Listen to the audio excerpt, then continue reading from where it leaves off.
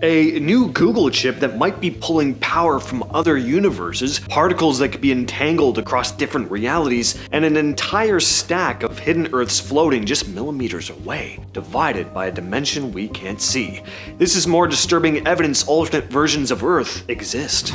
Last year, Google pulled off something wild with their new quantum chip called Willow. This chip solved a problem in 5 minutes. It would take the supercomputers we have today about 10 septillion years to finish. Hartmut Nevin, the head of Google's quantum AI team, called the result astonishing and said it, quote, lends credence to the notion that quantum computation occurs in many parallel universes. So basically, the idea is that the chip's crazy speed might be explained if calculations are happening across different versions of reality all at the same time. This ties into the many worlds interpretation proposed by physicist David Deutsch, which says that every possible outcome happens somewhere in a multiverse. So in theory, Willow might be tapping into those alternate universes when it solves problems. Unlike regular computers that use zeros and ones, Willow uses qubits, which can hold multiple states at once, letting it handle insanely complex calculations at lightning speed.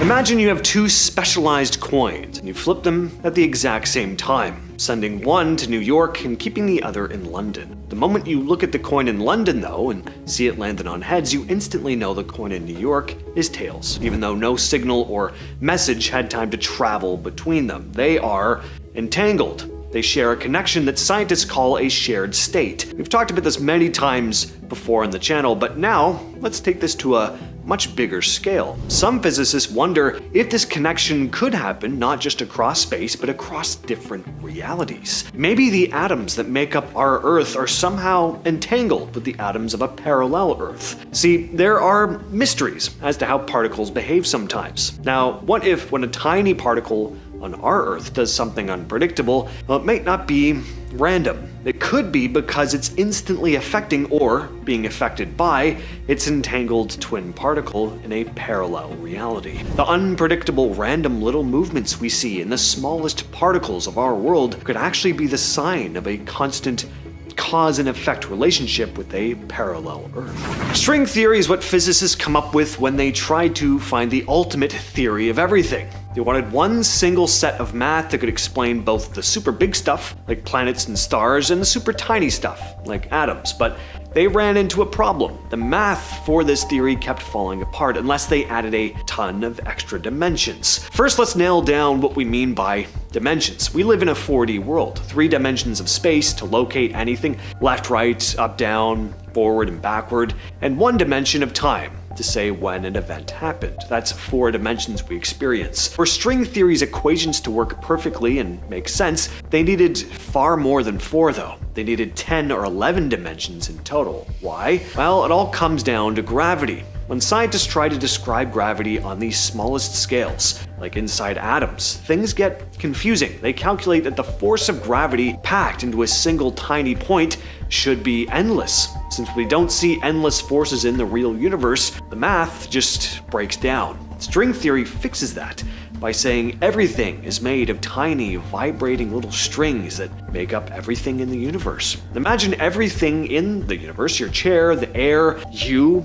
Well, it's made up of tiny rubber bands. These rubber bands are so small, you can't see them, and they're wiggling and vibrating, kind of like when you pluck a guitar string. How each rubber band wiggles decides what it actually is. One way it wiggles makes it an electron, another way makes it a quark, another way makes it a photon, so on and so on.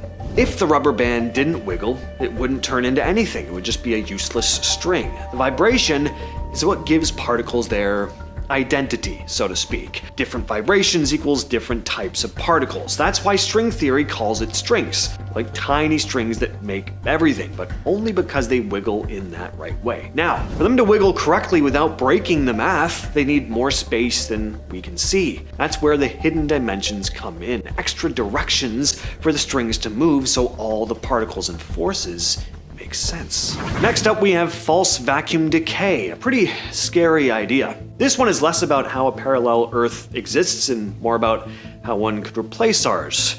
So say you had a ball sitting in a slight dip on a large table. Right now, the ball looks stable and everything seems fine, but it's not in the lowest, safest spot it could actually be. That's what scientists call a false vacuum. Somewhere else on the table is a deeper, bigger hole, the true vacuum. If the ball somehow gets nudged over the edge of its little dip, it will roll into the deeper hole. Some scientists think our universe might be like that little dip. Here, atoms are stable, life exists, everything is the way it is right now, but it's technically not the most stable state possible. In quantum physics, tiny random fluctuations happen all the time. Usually they don't do anything noticeable, but in theory, one could just be enough to push the universe from the false vacuum into the true vacuum. That wouldn't be good for us. If that happens, it would create a bubble where the rules of physics are completely different. That bubble would expand at nearly the speed of light, instantly changing everything inside.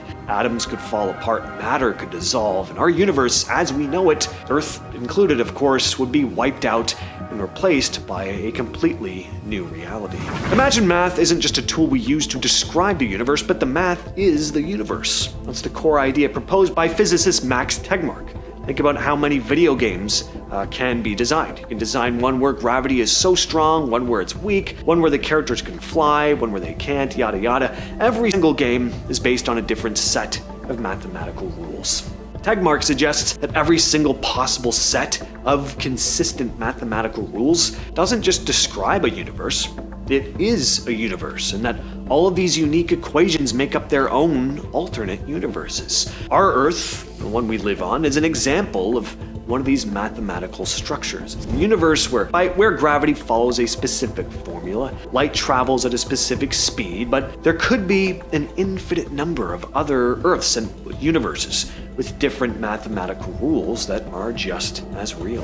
Now let's talk quantum immortality. Remember the many worlds interpretation, the idea that every time a decision is made, the universe splits into different possibilities? Now let's apply that to your life. Imagine you are in a situation with a 50-50 chance of survival, like a very dangerous surgery. The moment the choice is made by the universe, essentially, you live or you die, the universe splits into two. One timeline where you survive, wake up, and one where you didn't make it. The concept of quantum immortality suggests, though, that the version of you that is conscious will always find itself in the timeline where you survived. You can never experience your own death because the act of observing yourself dying pushes your consciousness into the branch of reality where you lived. So, in a sense, you survive every single fatal accident, every close call, every life-threatening disease, forever jumping from one parallel Earth to the next, always finding a reality where you lived to see the next moment. A pretty comforting thought. And I am not responsible for any reckless risks you decide to take with this information in mind. Please don't do that. When astronomers look at super distant galaxies, they notice something weird about their light. It's redshifted. What does that mean? Well, when a light wave leaves a distant galaxy, it's like a tightly coiled spring. As that light travels toward us across billions of light years, its waves get stretched out. And when light waves are stretched, they shift toward the red end of the color spectrum. That's redshift. The standard accepted explanation for this is that the entire universe is expanding.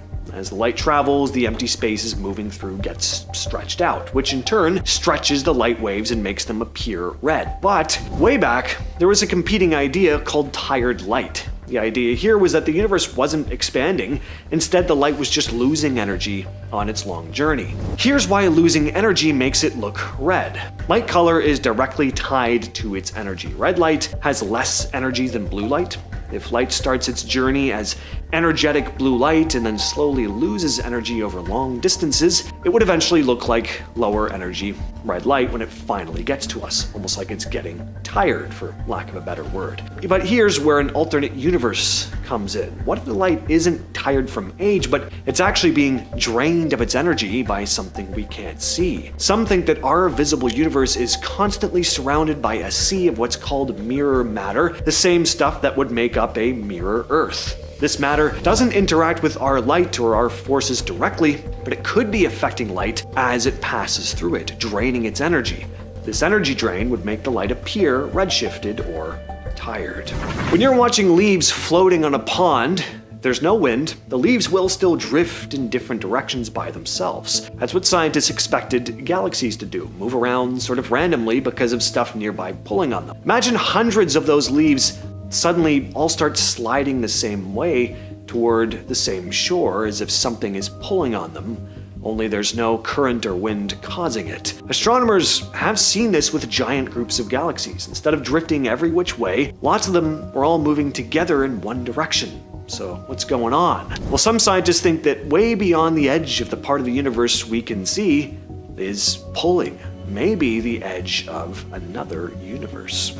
And finally, we have the recursive universe, the idea that the universe and all its parallel Earths is an infinitely repeating pattern. We know that when a very large star dies, its gravity is so intense that it collapses into a black hole. A black hole is a region of space where gravity is so strong that nothing, even light, can escape. The recursive universe theory suggests that the matter that collapses into a black hole might not be destroyed.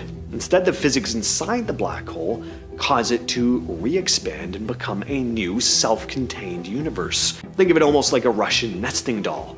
Our entire universe, with all its galaxies and planets and our Earth, might have been born from a black hole that exists in a parent universe that we can't see. And if that's true, then our universe may also be constantly creating new universes inside the black holes it forms. Inside the black hole, the center of our Milky Way galaxy, an infant universe could be forming right now, completely cut off and unaware of its parent, our universe. There's a scientific interpretation of reality that basically says every time something happens, the universe splits, one where it did and one where it didn't. Star Trek The Next Generation covered this in an episode called Parallels. In the science world, though, it's known as the many worlds interpretation, proposed by physicist Hugh Everett in 1957. What he meant was that when a particle could go left or right, it does both, just in different versions of reality. We only experience one. If that's true, there could be a version of Earth where every what if in your life actually happened, good or bad. It could be a world where the dinosaurs never went extinct, another where humans didn't survive the Ice Age. The idea came from quantum mechanics, where particles behave unpredictably until they're observed. Everett argued they never actually choose. All possibilities keep existing, just in separate universes. Most scientists don't think we'll ever detect these other worlds because they don't interact with ours, but it's a neat idea to think there might be endless versions of you out there living completely different lives. The most frustrating part about the many worlds interpretation is that for the longest time there was no way to test it. It's basically impossible to prove, but over the years some physicists started thinking maybe we could detect tiny effects from other universes. Back in 1995, a researcher named Rainer Plaga suggested that under the right conditions, particles in our universe might be able to pass minuscule amounts of energy to particles in a parallel one. Later, other scientists like Howard Wiseman and Michael Hall came up with a version of this idea called the many interacting worlds model. The idea is that each universe isn't completely isolated. They might nudge each other just a tiny bit, and that could explain some of the weird, unpredictable behavior we see in particles, which normally looks just random. Instead of being completely chaotic, that randomness could actually be the result of other universes subtly affecting ours, just enough to leave a faint trace in how particles act. There's also an idea called eternal inflation. So imagine the Big Bang was not a single event, but part of a constant process that keeps creating new bubble universes, each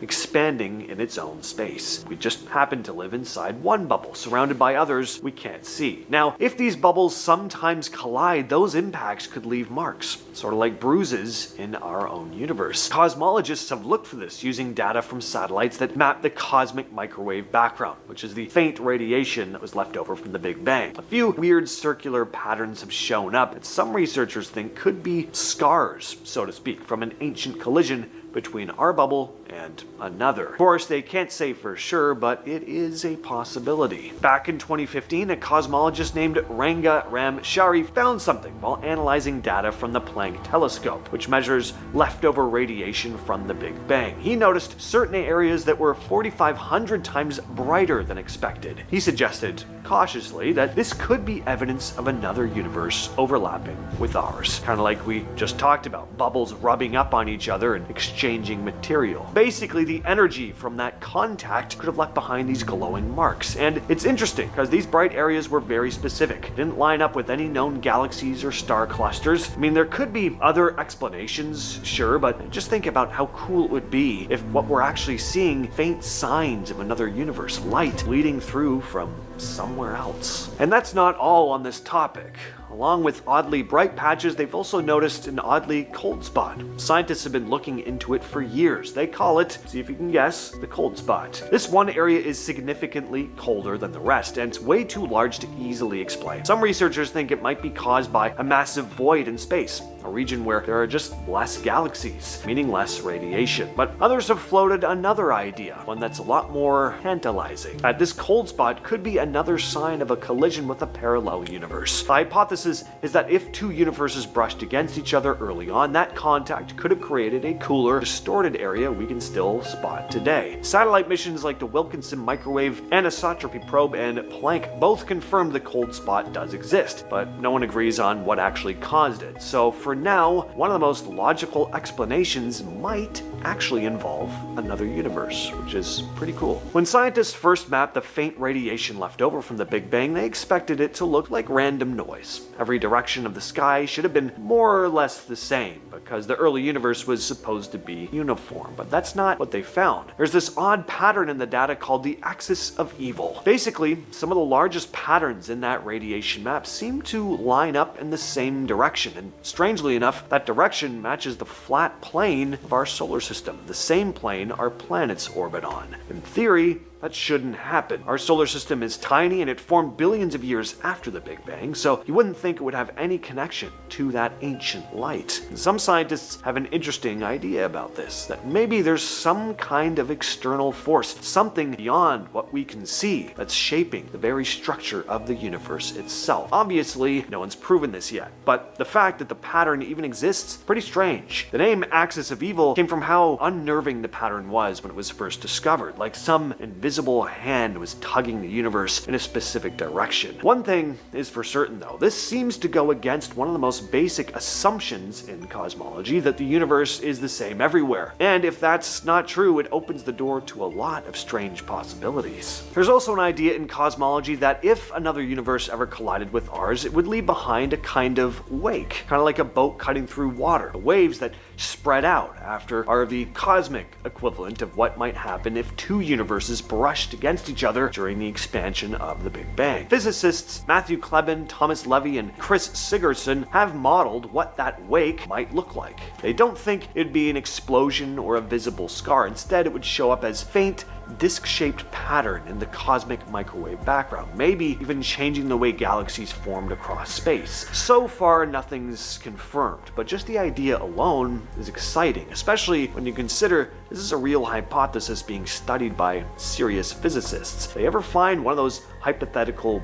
wakes, that would be the first measurable sign that our universe may not be alone. One of the strangest ideas out there isn't about another universe exactly, but a kind of copy of our own, one that's invisible to us. Some physicists call it the mirror world. In this version, every particle we know has a hidden twin, so to speak, made of mirror matter that wouldn't reflect light or react to anything the way normal matter does. The only thing connecting it to us would be gravity. It could be a mirror Earth orbiting a mirror sun, or right now, completely undetectable. This idea actually came up while scientists were trying to explain the Hubble tension, a problem where different methods give slightly different measurements for how fast the universe is expanding. A 2022 paper from scientists at the University of New Mexico proposed that if a mirror world exists, its gravity might subtly affect our universe, enough to explain the different measurements. If that's true, there could be a whole hidden universe existing right on top of ours without ever bumping into it. We wouldn't be able to see it, but its gravity might still pull on things in our universe, possibly affecting how galaxies move or how space itself is shaped. In Antarctica, a balloon experiment called ANITA, which stands for the Antarctic Impulsive Transient Antenna, was designed to detect cosmic rays, high-energy particles that hit Earth from space. But a few years years ago, Anita picked up something that didn't seem to make any sense. It detected ultra-high energy particles coming up through the Earth as if they'd passed straight through the planet. Scientists had never seen anything like this before, and when Anita kept picking up the same weird signals, scientists started throwing out some pretty trippy-sounding ideas to explain it. One was that the particles weren't from our universe at all, that they might have come from a parallel universe, one created at the same time as ours in the Big Bang, but moving in the opposite direction through time.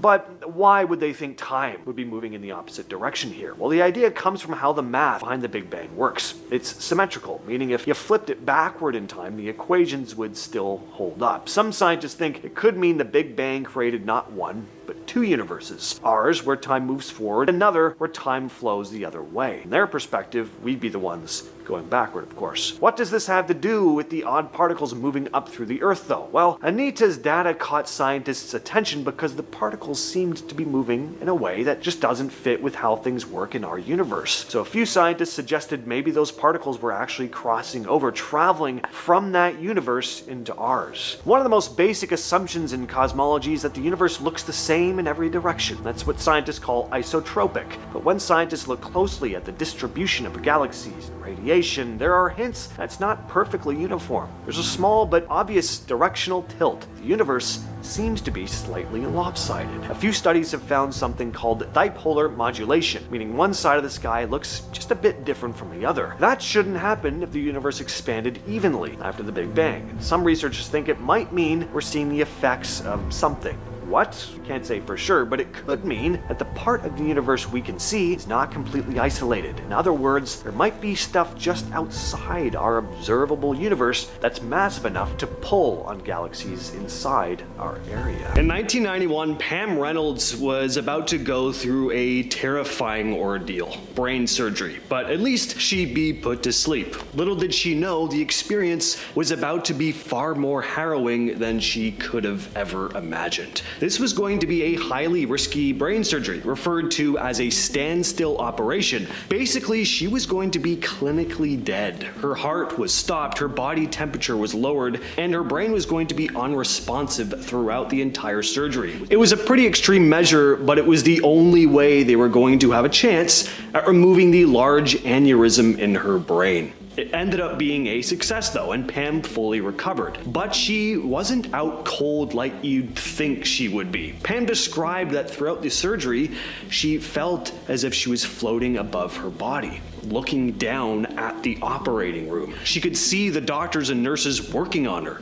She saw her unresponsive, basically dead body. She even went into detail about the surgical instruments being used, including a unique saw used to open her skull. She also recounted conversations between the medical staff about her veins being too small and other stuff they talked about. It was pretty insane seeing as her eyes had been taped shut, her ears had been plugged with speakers emitting loud clicks to monitor her brain, and the fact that she was clinically dead throughout the operation. When Pam later recounted her experience, the doctors were completely stunned. The accuracy of her descriptions, especially the surgical tools and the conversations that she just had no way of hearing, it just left the doctors completely baffled. It's still cited as one of the most convincing cases of out-of-body experiences. Starting us off, number 10 are dreams. I'm pretty sure everyone in life has wondered what their dreams meant. Anytime I dream of anything traumatic, I always Google it and I'm like, oh my god, I'm about to start a new chapter of my life, or one's about to end, what do I do? Either way, dream travel is a theory that our dreams show glimpses of alternate universes or realities that are beyond ours. In a multiverse where there are endless versions of you and your life, and they've all branched off and have lived different lives, if you're having a really vivid dream to the point it's so lifelike you feel like you're really there, it's possible we're tapping into the experiences and memories of an alternate us. Say if you keep dreaming about living in a different country, or having a different job, or eating something so detailed you can smell it and taste it, it's been theorized it's because you've probably already experienced those things in another timeline, and our sleeping mind somehow lets us access it. Physicists have theorized since our conscious minds' barriers are down during sleep, it allows our subconscious mind to go into the windows between realities and contact the consciousness of our other selves. This suggests that maybe our subconscious mind operates in our own reality and the others all at the same time. Another theory is that despite only seeing one course of events for each action or decision we make, we still imagine what would have happened if we did or chose differently. So based on that, our dreams could be showing us how all those other decisions would have played out if our other selves made them. That was a lot to digest, I know, and there's a lot more to come. Coming in at number 9 is missing time. So I feel like a lot of people will be able to identify with this feeling or experience and yet not know it could very well be evidence of an alternate reality. So this is a story of John Carlson. In the late 70s, John was in high school and his house was about a 1.5-mile walk from his school. He walked there and back every day, and it was a pretty straightforward route that he knew very well. One day he was walking home when he saw a bunch of guys that usually bullied him, and he took a different route. Again, even this other route he knew very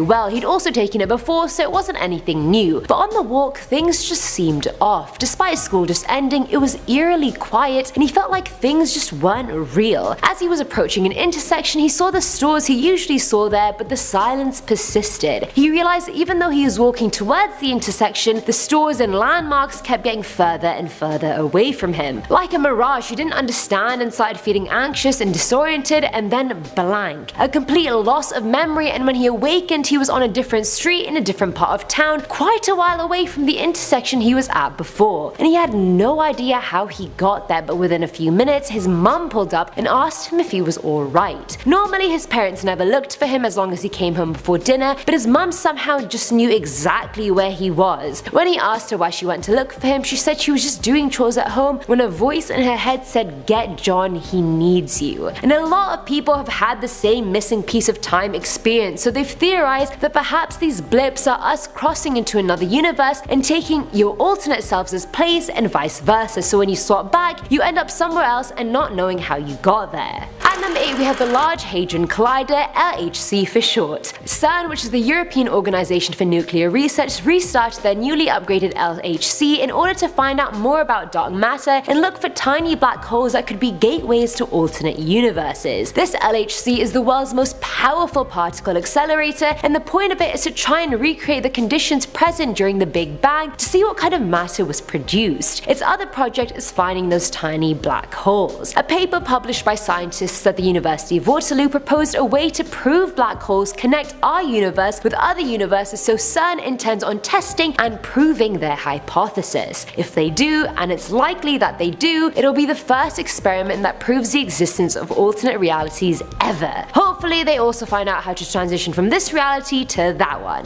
Thanks. Filling our number 7 slot is the Bermuda Triangle. I've been interested in the Bermuda Triangle ever since I found out people and airplanes and ships go missing in the area. There's just too much intrigue to not be interested. It's mysterious, things disappear, time and space becomes distorted. It's like a world of its own. The first article ever written about the place dubbed it the Sea of the Devil, which is just not the way you want to debut into the world of print. It's really not. Over the past century, there have been hundreds and hundreds of large air and sea vessels that have just disappeared. Other cases involve perfectly intact and working sea craft completely abandoned by their crew and the crew never being found. Eyewitnesses who have been and survived recall compasses going crazy when they entered the area, unusual clouds, and entering a rotating substance and exiting through a luminescent curtain of some kind. I don't know. Scientists like Einstein and Michio Kaku came up with theories about the refraction of time. Kaku had a theory about the river of time, saying it can lead to the formation of whirlpools of time in which it's possible to enter into different time spaces and that the river can fork into many directions. And obviously those different time spaces have alternate realities. The founder of the spiritual practice Falun Dafa said the triangle is definitely a gateway to another reality, but it's just very unpredictable. If the door happens to be open, then a ship could slip in for a moment and come back out by accident, but that second could be decades in our world because time is different in every dimension. What do you guys think? Now at number 6 is the Desert Blip. Back in 1972, 4 girls were coming back from a Utah rodeo and they took the Utah Highway 56. Since their landlady had a really strict 12 AM curfew and it was already 10:30, the girls decided to take a shortcut off the highway which went towards Gadianton Canyon. They were driving on black asphalt for a while, but somewhere along the way it transformed into cracked concrete. The girls encountered a dead end and went back the way they came, but it took them a few minutes to realize their surroundings had completely changed. They went from driving in the desert to driving by lush fields of wheat near a large lake. At this point, the girls had no idea where they were, and in the distance they saw light coming from a building. So they went towards it, and when they got closer they saw the neon sign spell out a message which they couldn't read. The letters or symbols were twisted lines and curves, a language none of the girls had ever seen before. Then all of a sudden, extremely tall men started pouring out of the building and started waving their arms and pointing at the girls and then coming towards them. They looked human, but they weren't, and the girls took off screaming and crying. 30 seconds later, they realized the people were following them in egg-shaped vehicles that had one headlight, two front wheels, and one rear. They drove back into the canyon and soon lost the eggs, but wow, I really wonder where the hell they ended up. I'm convinced it was another universe. The sign, I can just imagine the sign being one of those fonts on Word that you have no idea what it's saying. It's probably one of those. Coming in at number 5 are psychopaths. Juicy, I know. So way back during the eugenics movement, scientists believed mankind could be improved by breeding out the evil and bad ones amongst us. It led to sterilizing prisoners and mental patients by the early 20th century. But Linda Campbell puts forth a theory that psychopaths are spiritually dead, demonized human predators that disguise the fact their mind is demonically filled. Their lack of empathy allows them to ignore reality and impose false realities on others made up of lies. The lack of empathy makes them blind to humanity, and so humans to them can be easily sacrificed, abused, tormented, you name it.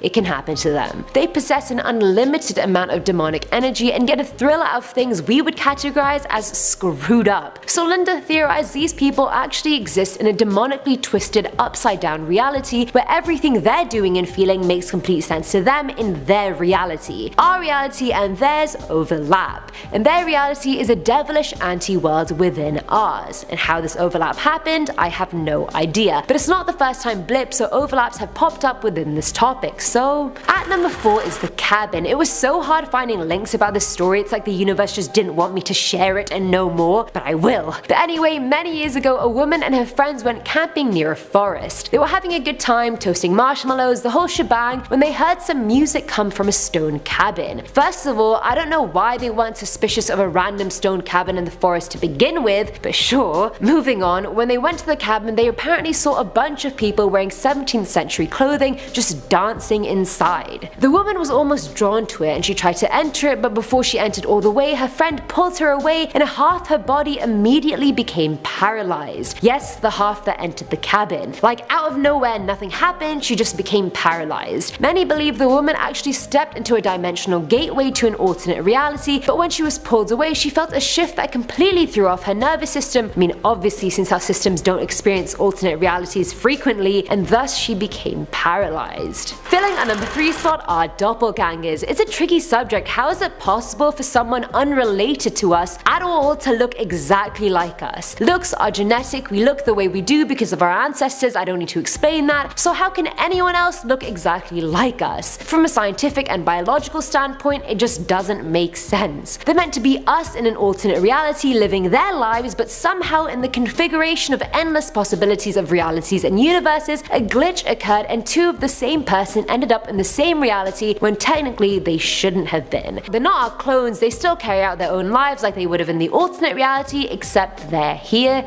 and they look exactly like us. And now at number 2 is Laxaria. Back in 1851, a man called Jofar Vorin was found in a German village speaking a bit of broken, weird German. When locals in the area found him, he said he spoke the languages Ibramian and Laxarian, and that he was from Laxaria, from an area called Sacria, which was separated from Europe by an ocean. He said his world had 5 great compartments, aka continents, called Sacria, Asta, Afla, Eupla, and Osla, which obviously stunned everyone because none of those things exist. He went on to say he was Christian, but that it was also called Aspasian in Laxaria. You may be wondering why he was in Germany to begin with. He could have just easily stayed in Laxaria. He was trying to find his long lost brother, but then suffered a shipwreck on his way and wound up in Germany. Despite looking at many maps, he couldn't trace his route from any shore or find his way back. People believe he's from an alternate universe and somehow ended up in ours. Who knows, maybe he went through his world's version of the Bermuda Triangle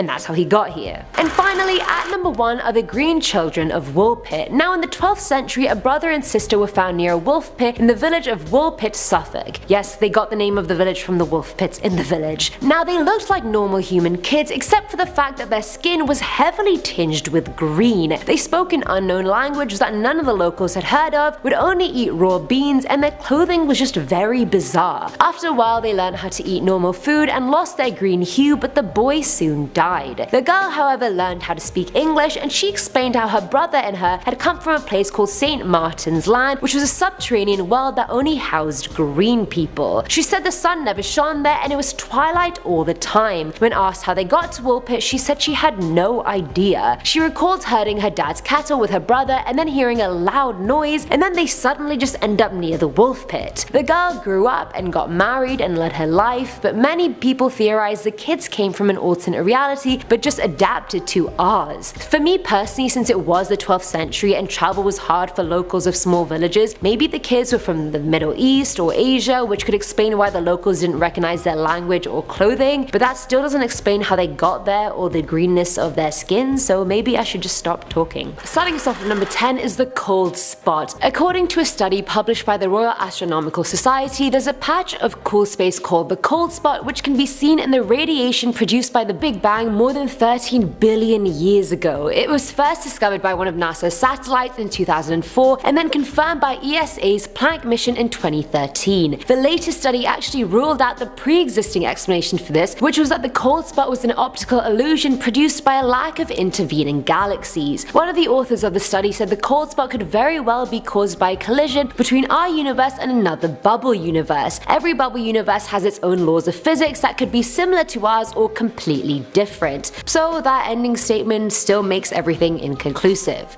but it may be evidence. Coming in at number 9 is Deja Vu and Co. So pretty sure we've all experienced deja vu multiple times in our life, so I'm not gonna bother explaining it. But the Co part of the title was referring to other phenomenons. The first being deja vu, which means you instinctively know what's about to happen next, and the second being alter vu, which is when someone feels like their whole history has been altered somehow. So to make that clearer, when certain memories just aren't really meshing with reality, that's what alter vu is. And deja vu and deja vu are said to be memories bleeding into our reality from an alternate self. Alter vu, on the other hand, is meant to indicate being transferred to a completely new timeline and universe while still remembering things from your previous one. So next time you feel any of these things, just think twice and think very deeply about what's going on. At number 8 we have the Mandela effect. And now we have talked about the Mandela effect in another video, but if you haven't seen it then I'll give you a quick recap. So the Mandela effect was formed by paranormal researcher Fiona Broom, who realized she remembered a huge historical event completely differently to everybody around her. She said she clearly remembered Nelson Mandela dying in prison in the 80s, when in real life, or at least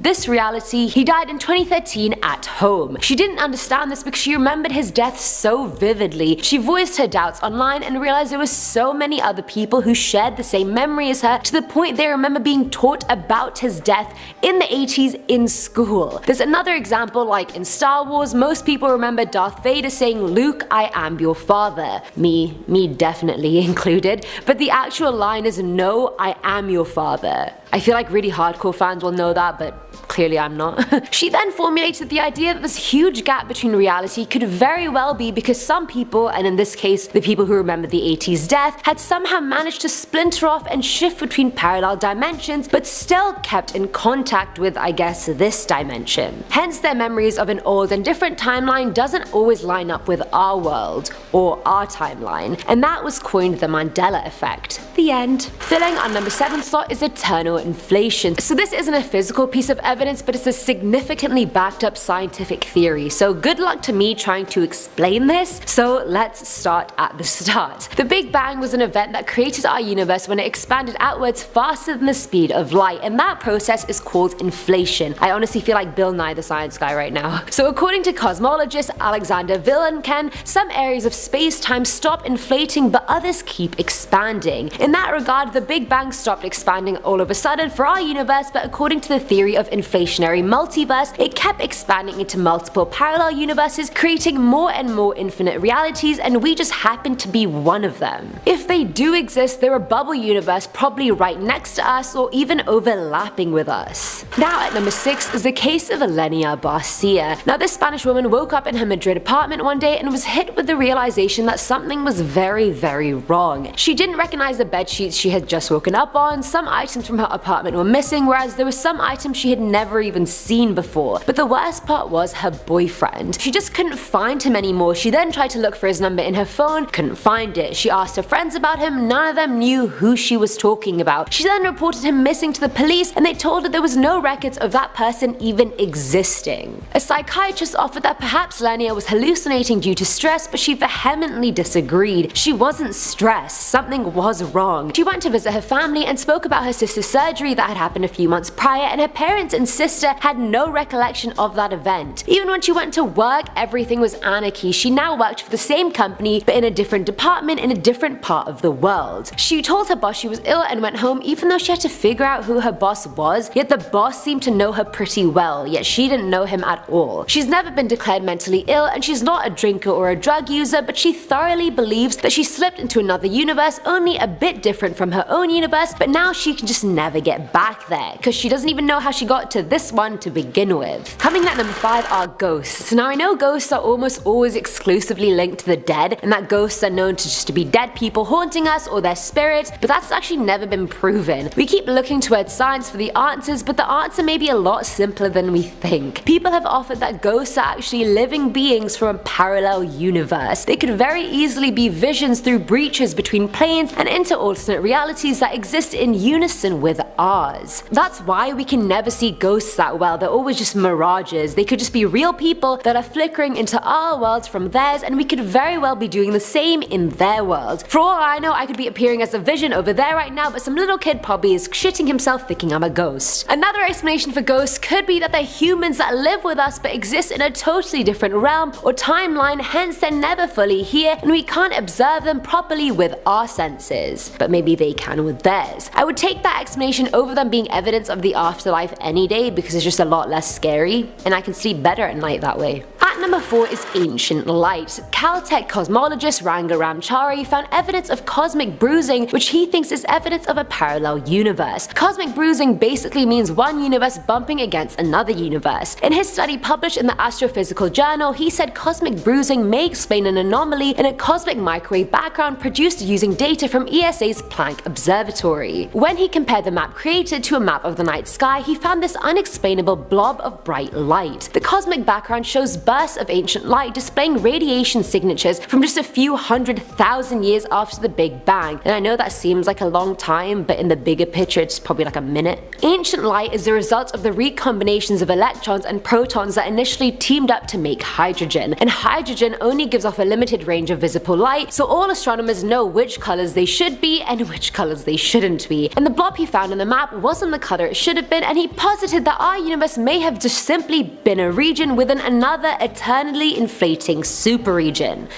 That's nice. Filling our number 3 slot is quantum mechanics. Science teacher Eamon is back at it again, people. And I don't know how I'm going to make quantum mechanics easy to understand in 1 minute, but I'm going to try, so bear with me. And for the record, none of this is in dispute, so you can't slate me in the comments because even scientists aren't doing it, so haha. Now, so quantum particles exist at the subatomic level and are the smallest particles in existence. Well, from what we've discovered so far. These particles exist in a superposition state, which means they either exist in 2 places at once or they're spinning in 2 different directions simultaneously. That's their standby state. Are we understanding so far? Are we all getting this? I feel like that was a simple part. I cannot make this simpler, believe me, I tried. So this is the hard part. When these particles are not being observed in their standby state, they're taking on every possible state, position, configuration that they can. And when they're observed, the state or configuration that they're in becomes adopted, and so that's set in stone now. But at the same time, it spawns like billions of other alternate timelines in the process. Basically, these particles can be in so many configurations, and all of them represent an alternate version element of reality, but we literally can't even begin to count how many possible combinations of factors and outcomes there are, but it's science. Heck, even physicists haven't even fully understood it. How am I meant to make you guys understand it on YouTube? But I think that was pretty easy to understand, and it also makes your mind wander to every possible thing that can happen,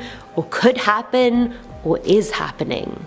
Dun, dun, dun. Now at number 2 is the black hole theory. So black holes are apparently useful for something other than stretching us into non-existence. Now the idea of black holes being gateways to parallel universes has been part of sci-fi plots for like forever. But Stephen Hawking himself believes in parallel universes, and he calculated that black holes aren't just giant sinkholes where nothing ever survives. In his final calculations, he discovered that mathematically black holes must end. Eventually they have to, they just do. Based on his calculations, he realized black holes actually start to leak information and eventually explode, and that explosion would release previously trapped particles in any form. Emphasis on any if you didn't get that the first time. Being ejected via explosion wouldn't just throw someone back to where they came from, it would make them reappear somewhere else, most likely an alternate universe, and who knows what form they'll even reappear in. And finally, at number 1 is The Professor. Now this story took place in the early 1970s on the campus of the University of the Andes in Venezuela. A prominent unnamed professor has been missing for the last 40-50 years, and how he disappeared has led people to believe he slipped into a parallel world. One afternoon, many students saw him walking across the parking lot of one of the buildings. He even stopped to chat with a student as he went to his car. He got to his car, he saw some students wave at him, and he waved back. And when he finally got into the car and closed the door, he straight up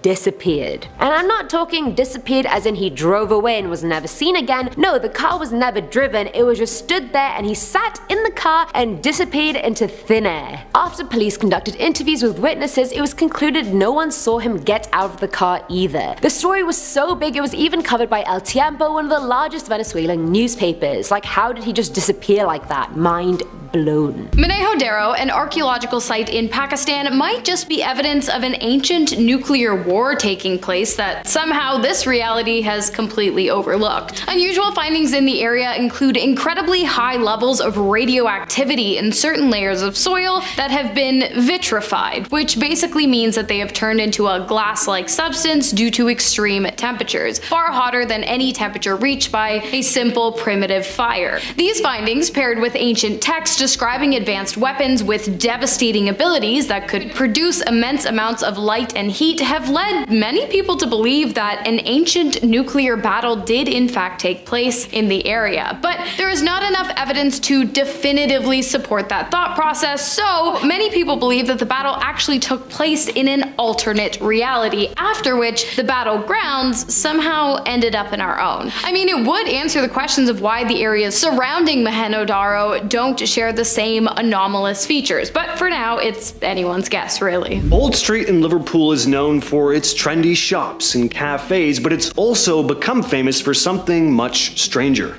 Time slips. Stories of people suddenly finding themselves in a different time period. One of the most famous stories involves a man named Frank. Frank was a retired policeman, and one day in 1996 he decided to meet his wife for a coffee on Bold Street. As he walked down the street, he suddenly noticed that everything seemed oddly different. The modern shops had vanished, replaced by old-fashioned storefronts. The people around him were dressed in clothes from the 1950s, and classic cars were parked along the street. Confused and obviously a bit scared, Frank walked into a store called Cripps to buy something for his wife. As soon as he stepped inside, everything changed back to normal. The shop was a modern clothing store, and the old-fashioned atmosphere was gone. Had he just imagined the whole thing? Another strange story happened to a couple shopping on Bold Street in 2006. They were walking past a bookshop when the woman decided to go inside. As she entered, she felt an intense chill and then found herself in an old-fashioned bookstore. The shelves were lined with books that looked like they were straight out of the early 20th century. She quickly left the shop and, to her shock, found herself back in the present, with her husband wondering why she looked so shaken up. You'll find a whole bunch of stories like this online, and even people writing posts detailing their first-hand experiences. The Bold Street time slips have become an urban legend in Liverpool. So what's going on here? Are the stories completely bogus, or maybe, just maybe, could there really be pockets of this street acting as portals to other periods in time. While you might not consider 2006 historic, I guarantee this earth-shattering event will go down in history. Okay, maybe it's not earth-shattering, but it's definitely mind-boggling, and in my opinion, clear evidence of the possibility of an alternate reality. In 2006, a man named Derek Amato suffered a severe concussion after hitting his head on the bottom of a shallow swimming pool. The concussion caused Amato to suffer 35% hair loss as well as a fair amount of memory loss. It also caused him to become an incredibly talented composer, despite the fact that he'd never written music and had never practiced an instrument a day in his life, making this the only known case of someone gaining genius-level talent after suffering from severe head trauma. Amato said that after the incident, every time he closed his eyes, he would see black and white structures moving from left to right that represented his mind in a fluid, continuous stream of musical notation. It really makes no sense how this could have happened, until, of course, you take into account the possibility of alternate realities. Is it possible that when Amato hit his head, he entered into an alternate reality where at the same time the other him hit his head and they somehow switched places? If that's the case, I have to say I feel pretty bad for the other Amato who probably had a show coming up and now all of a sudden doesn't know a lick of music.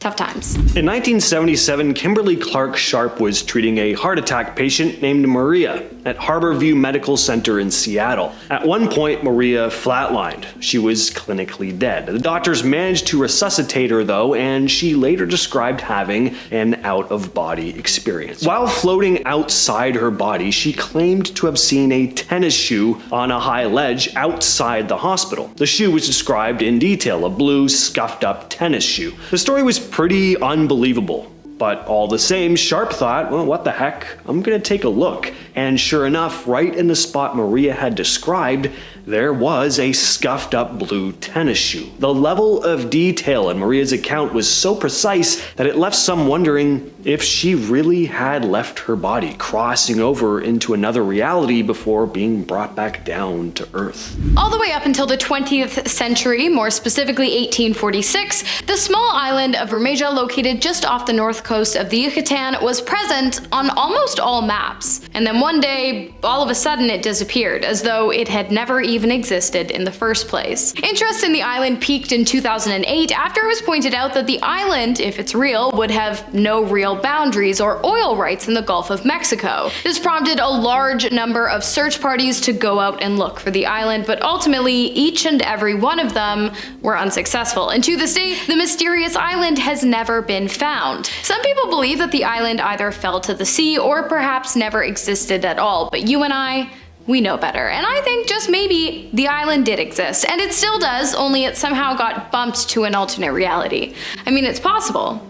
Anything's possible. The case of the missing Canadian Pacific Airlines flight of 1951 is one of the most mysterious missing plane cases in history. On July 21st of 1951, the DC-4 aircraft, flying from Vancouver to Tokyo with a stopover in Anchorage, Alaska, seemed to vanish into thin air. Everything seemed routine as Flight 3505 took off from Vancouver. The passengers settled in for their long journey. At about 90 minutes from Anchorage, the flight reported in at the Cape Spencer intersection in British Columbia with an estimated time of arrival in Alaska at midnight. The weather wasn't ideal though. Heavy rain, icing conditions, and visibility of just 500 feet made for a rather treacherous journey, but nothing seemed out of the ordinary until the radio went silent. As the clock struck midnight and there was no sign of the plane, an emergency warning was issued. The United States Air Force and Royal Canadian Air Force launched a search operation, and for weeks they hunted for the plane and any signs of its 37 occupants. But it was as if it had just vanished into thin air. The search continued until October 31st of 1951 before it was finally called off. No wreckage, no bodies, no clues. Oftentimes, I lay awake at night and let my mind wander. Strangely enough, more than a few times that wondering has led me to questioning just why the heck we haven't found Cleopatra's tomb. I mean, according to some archaeologists and historians, we're close, but we've been close for years, and still, no cigar. It doesn't make any sense, because according to ancient Egyptian texts, Cleopatra was to be buried alongside her lover, Mark Antony. Furthermore, she was to be buried in a splendid and regal fashion, so why hasn't her her final resting place been found. Surely, as one of the most prominent members of Egyptian society, she would have been buried in one of the Great Pyramids, no? So either we're missing a pyramid because we haven't found it yet, or because it no longer exists in this reality, because the gravesite of Cleopatra really doesn't seem like something the ancient Egyptians would have wanted anyone to miss, and it's quite literally written into their ancient text that she was buried in Alexandria, and said burial was incredibly grand. There is, of course, another theory, and that is that Cleopatra's tomb and the other missing tombs have, since their creation, sunk to the bottom of the Mediterranean Sea due to a devastating tsunami that washed over Egypt back in 365 AD. Which one do you think it is? The Witchcraft, one of the many ships swallowed up by the Bermuda Triangle. On December 22nd of 1967, the Witchcraft, a 23-foot luxury cabin cruiser, vanished without a trace off the coast of Miami. The ship was owned and captained by Dan Burak and was known for its state-of-the-art features. It had a high-tech radio and was apparently built to be unsinkable, but we all know what happens to ships that claim to be unsinkable, don't we? On the evening of its disappearance, Burak and his friend Father Patrick Horgan set out for what was going to be a short cruise along the Miami coastline. Around 9 p.m., Burak radioed the United States Coast Guard to report that the Witchcraft had hit something and was starting to take on water. The Coast Guard immediately dispatched a search and rescue operation, and they arrived really soon. It was just 15 minutes after having received the distress call. But the boat was gone. Not even a small sign of wreckage. The search for the missing vessel continued for several days, but it was never found. In May of 1957, two sisters, Joanna and Jacqueline, died after being hit by a reckless driver. It was later discovered that the driver, who had been under the influence, had actually killed them purposefully after having her own daughters taken away from her by force. But that's not really the point of the story. The point is that Joanna and Jacqueline's parents were heartbroken, and they wanted to do whatever they could to bring their daughters back. And somehow, on October 4th of 1958, it seems as though they did.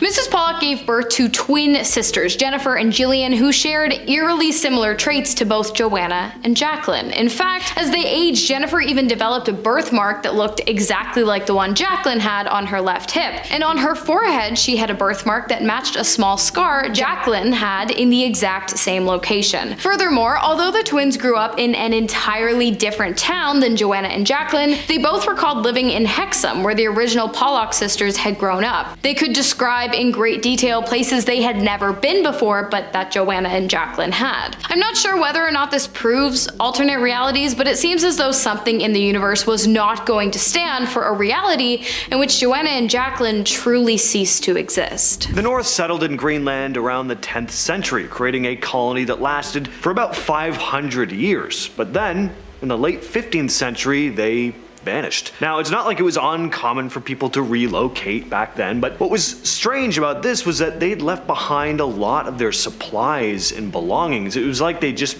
evaporated. Historians and archaeologists still haven't come up with a clear answer. But there are theories. One is that environmental changes made life too hard for them, forcing the settlers to leave. Another is that local Inuits may have raided the colony, killing or capturing the settlers, but there weren't any clear signs of an attack. Everything had been left in a pretty tidy manner. If the Inuit had raided the colony, there would have been signs of a struggle, but the site had been found neat and intact. There's also the theory that a plague in the late 15th century, which hit Iceland and Norway, left many farms empty, meaning the Greenland settlers might have returned to Europe to claim the abandoned land, but that doesn't make much sense either. I mean, the Vikings back home would have known that these guys had returned. There wouldn't be much of a mystery, would there? This is a very strange case. Sacsay Huaman is an impressive Incan fort built in the 1400s, just outside of Cusco, Peru. The fort is famous for its massive stone walls, made from stones that each weigh around 100 to 120 tons.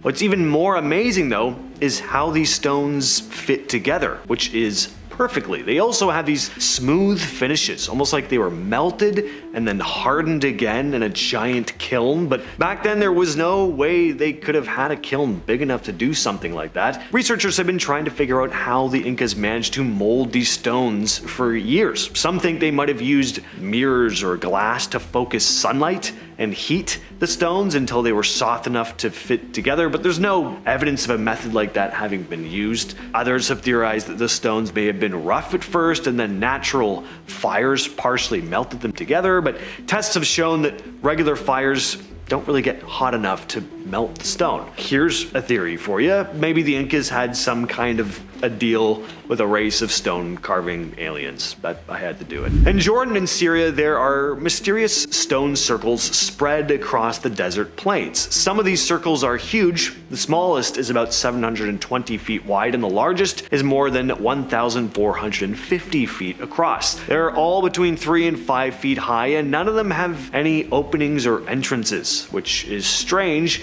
because if they'd been used to, say, house animals, you'd think there'd be doors or gates. By that same token, they don't really seem to have been used as burial sites either. The circles are incredibly well formed though, almost perfectly round, which is surprising given how old they are. Archaeologists think they were built between 4500 BC and 2000 BC, a span of about 2500 years, which really doesn't narrow down their purpose much. Researchers believe there were once even more of these strange stone circles, but many have been destroyed as new towns and settlements were built. Scientists are still trying to figure out why they were used and who built them. There's also a strange circle of stones in Miami. In 1998, while preparing to build new condos in South Beach, developers came across something they'd never seen before. As they were tearing down old buildings and digging deep into the ground, they discovered a circle of 24 large holes, each filled with heavy limestone tablets. This discovery was so unusual that they had to call in archaeologists to investigate. The archaeologists found that these stones were arranged in a perfect circle, about 38 feet across. They also uncovered other ancient items like animal bones, shark teeth, and old axe heads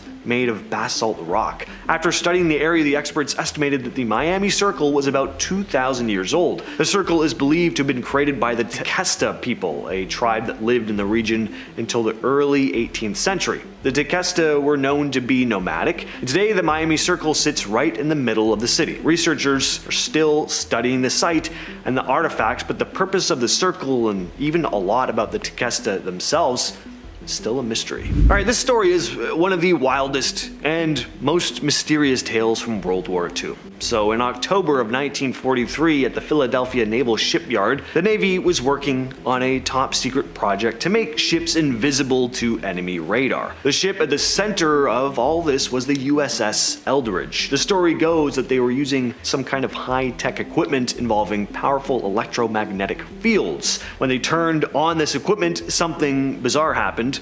The ship disappeared. Not just off radar, but physically vanished from sight. Some say it was teleported to Norfolk, Virginia, and then brought back to Philadelphia in just a few minutes. But the strangest part is what happened to the crew. When the ship reappeared, some sailors had been fused into the ship's metal. Others had gone missing entirely. The tale first came about in 1955 when a man named Carl Allen, who claimed to be a witness, sent a series of letters to a U.S. Navy research organization and a UFO researcher. Of course, the Navy denies that the experiment ever took place, and the letters are often chalked up to a very creative hoax. But there is a small chance something really did happen that day. I mean, hey, who knows? None of us were there. The story of John Zegras is often referenced as one of the eeriest examples of an alternate reality crossing over into our own, at least in some versions of the story anyway. Yeah, this one falls into the realm of urban legends, but it is a pretty great story all the same. The story goes that in 1954, at Tokyo's Haneda Airport, a man handed over his passport, leaving the officials in utter confusion. His passport was from a country called Torrid.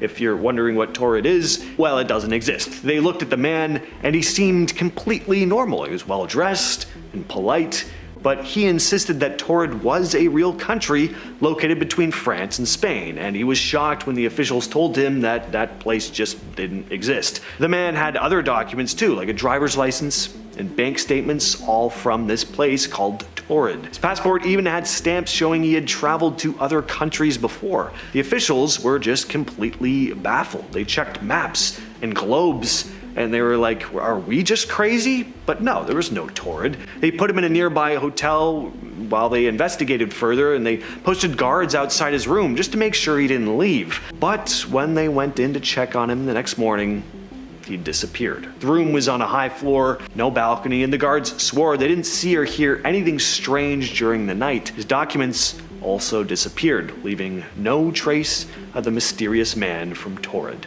No one could figure out where he came from or where he went. So where does John Zegras come into the picture? Well, there is a documented case of a foreign man being detained in Japan for identity fraud, but it's never been 100% verified if John Zegras' story spawned the legend of the Torrid Man or if his case was completely unrelated. All right, y'all know I love my cryptids. And these just might be the coolest cryptids I've ever heard of, neo-dinosaurs. I had never heard about these till fairly recently.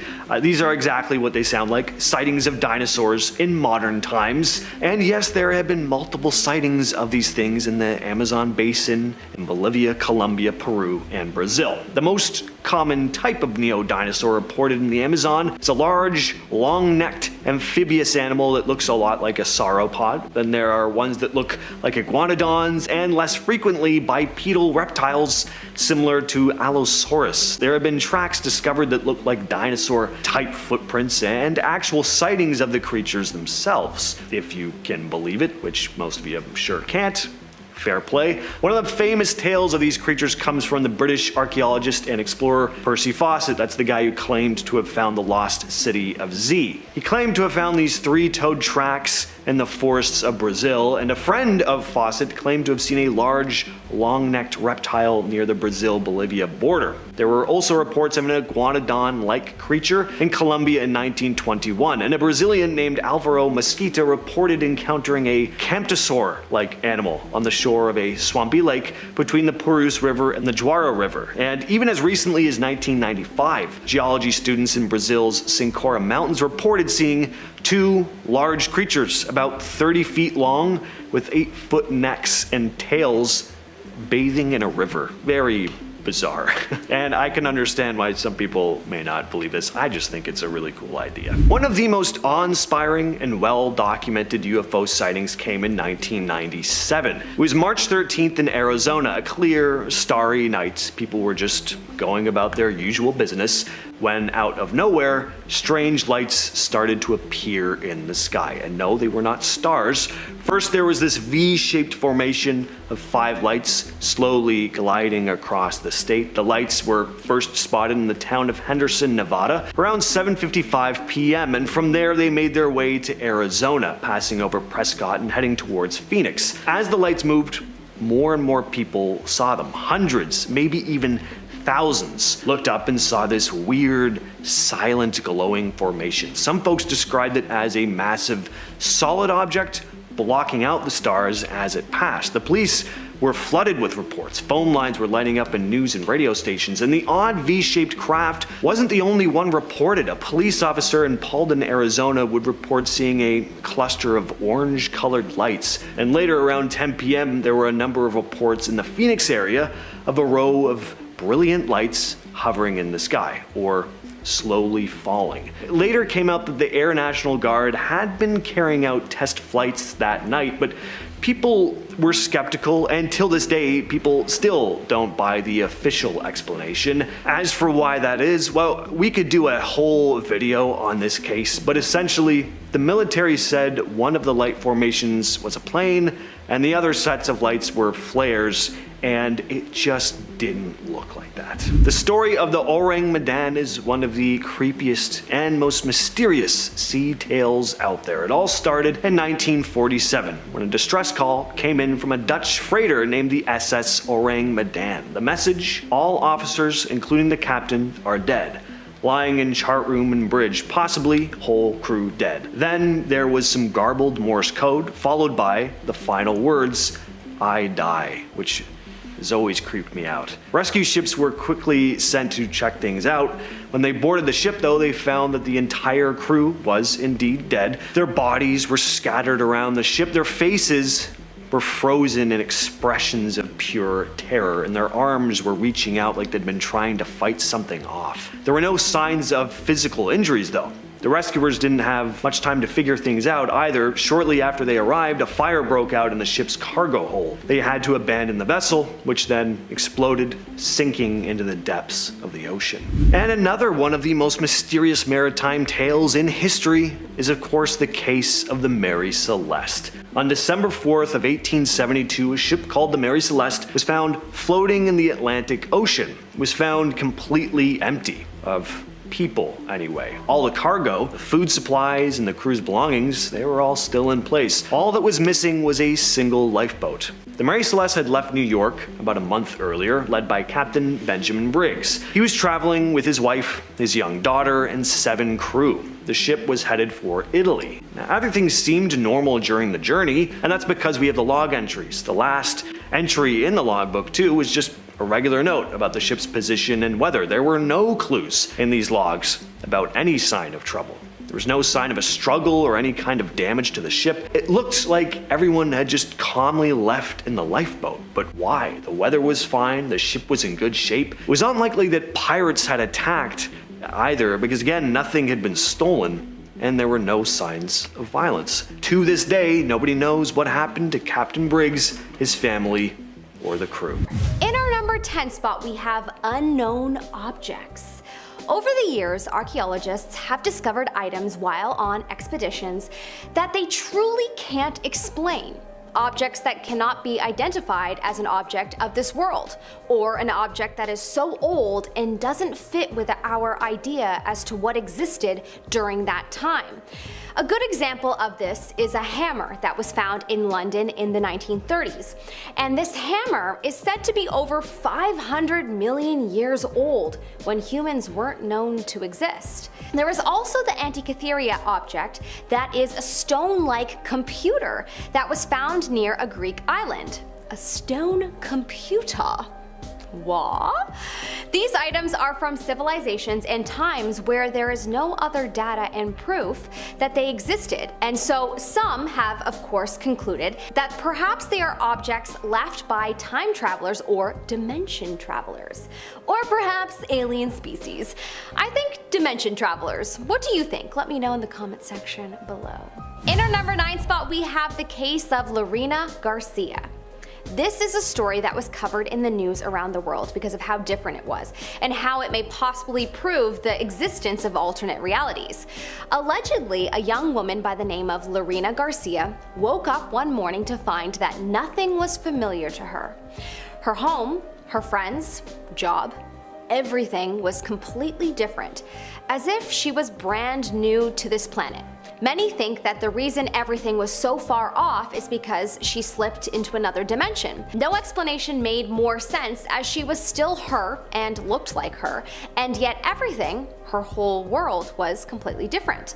People have speculated that she suffered from memory loss. However, all signs pointed to her being in perfect health, not to mention nothing traumatic had occurred that would make anyone believe that theory. This sounds actually so similar to a popular book called 1,000 Pieces of You. I bet the author based the story off of this story. If you like the idea of alternative realities, then I would very much recommend that book. In our number 8 spot, we have deja vu. This is a phenomena that is widely talked about, as it is seemingly a phenomena that almost everyone experiences. The phenomena that is deja vu is essentially a weird sensation that you have experienced a situation once before. You have a feeling kinda like, yeah, this happened before, or this feels familiar. People try to explain it off as if it is something familiar that you are thinking is similar, or it is some kind of troubleshooting in the brain. There are also other versions of deja vu, such as deja vu, a feeling that you know what's going to happen next, or alter vu, which is the act of remembering your history differently. Similar to the case of Lorena Garcia, where the person realizes that the world around them is unfamiliar and they can recognize their history and recognize the history forming in front of their eyes as well. pretty trippy. What if psychic predictions are just knowings that we have from other realities, and maybe when they don't happen and we feel sure that they were supposed to happen, then maybe that fate wasn't meant for this reality, but it is meant for another reality. Ooh, interesting. In our number 7 spot, we have the Berenstain Bears phenomena. If you haven't heard of this sign of an alternative reality, then perhaps you did not grow up in the 90s, when literally everyone I speak to that grew up in this time seems to remember this book being called the Berenstain Bears, not the Berenstain Bears as it is seemingly published as today. This has been a popular thread on internet chat rooms for many years now, and so widely talked about. Most people believe it to be a sign that we possibly jumped into another reality in the millennium, or perhaps in 2012, or just in another time, because there are just too many people that are confused about the name change. If we didn't jump into another reality, then I'm convinced some aliens have changed it somehow to mess with all of us. One of the two theories feels about right. In our number 6 spot, we have the many worlds theory. There is a physicist by the name of Hugh Everett who, back in 1957, came up with a theory of multiple realities in quantum mechanics, and he suggested that all possible alternate histories and futures are real, but are within their own worlds. This theory basically states that any possible occurrence that could have happened in reality would be a world of its own. Whoa. It's a theory that is one of the more popular ones in the physics and philosophy world, being added to and expanded upon by other physicists such as Bryce Sillingman DeWitt. In our number 5 spot, we have dreams. Out of all the explained phenomena in the world, we've even placed a person on the moon, for Christ's sakes, we have not been able to solve the mystery of our dreams.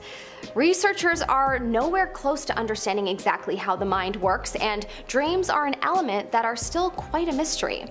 Nobody quite knows if dreams are a result of the brain as it rests. The brain perhaps sorts through thoughts, memories, and anxieties, or do we perhaps jump into other worlds and realities in our dreams? Some think both. There's also the phenomenon of astro travel that many have proven to have done in dreams, and were able to give accurate information when they've woken up about what happened while they were dreaming. So yet another phenomenon about dreams we can't explain. But my money is on jumping into alternative realities. I've had too many weird dreams in my life that make me think, yeah, that's probably true. In our number 4 spot, we have Torrid. Okay, this story is kind of wild. Apparently, in the year 1954, there was a man coming into Tokyo Airport in Japan with a passport from a country that didn't exist. The customs officials grilled the man on why he had a fake passport and fake custom papers, and he insisted that his passport and papers were real. He apparently had all kinds of bank statements and documents from a country in Europe called Torrid. Apparently this country has thousands of years of history as well. The man was held in a hotel room for several hours while the government analyzed his papers, only to go into the hotel room and find him to be vanished. Yeah, that's enough proof for me. Clearly he was a person from another reality where Torrid is a country. Cool. What a wild story. I'm surprised that a movie hasn't been made about this yet. In our number 3 spot, we have ghosts. There are some scientific theories out there that possibly tie ghosts to people from alternative realities. I know we usually think of ghosts and think that they're our deceased loved ones who have moved on to wherever, another place. But some scientists have theorized that perhaps ghosts are actually some kind of bleed through from alternative realities, a sort of misfiring of electrons that have landed on a possible wrong plane of existence. Or perhaps it really is just our deceased loved ones in an alternative reality, and that's where we move on to when we pass away. Who knows, but interesting to think about. In our number 2 spot, we have superposition. Okay, so scientific research has led us to have a good understanding of how the universe works, as we have been able to observe the behavior of electrons and protons, which make up atoms, and in case you don't know, but atoms make up humans and every object on this planet. Something that we have learned through observing protons and electrons is that they can be in multiple places or in multiple states of existence all simultaneously. This has been called superposition. This means that people and things could also possibly exist in multiple states of reality, too, thus proving to me that alternative realities exist. I wonder if there's a reality that I'm a princess. That just feels right. In our number 1 spot today, we have the Large Hadron Collider. There is a Large Hadron Collider that has been subjected to many urban legends over the years. This Hadron Collider is the world's largest and highest particle collider that lies 27 kilometers deep below the surface between the France and Switzerland border. It was originally created by CERN, the European Organization for Nuclear Research, between 1998 and 2008, as a collab between 10,000 scientists and hundreds of labs and universities from over 100 different countries. Anyways, some say that the purpose of this was to possibly create a black hole in reality, but of course, this is just hearsay and a theory. Regardless of what they are actually doing down there, they did stumble across some crazy evidence that may further prove the existence of alternate realities. By throwing a bunch of particles around at crazy speeds, these scientists were able to measure how long particles disappeared for, and it has been assumed that they traveled to new dimensions or planes of existence. Apparently, one of the scientists at CERN by the name of Aurélien Barraud has been quoted as saying, "The multiverse is no longer a model. It is a consequence of our models." Fascinating is all I've got to say. I'm obsessed with Interstellar, and apparently that movie did a very good representation as to describing what is believed to be the 5th dimension and what could be assumed as an alternate reality. God, my little 3rd dimension brain is feeling mind blown thinking about all this. I think I'm gonna go take a nap now.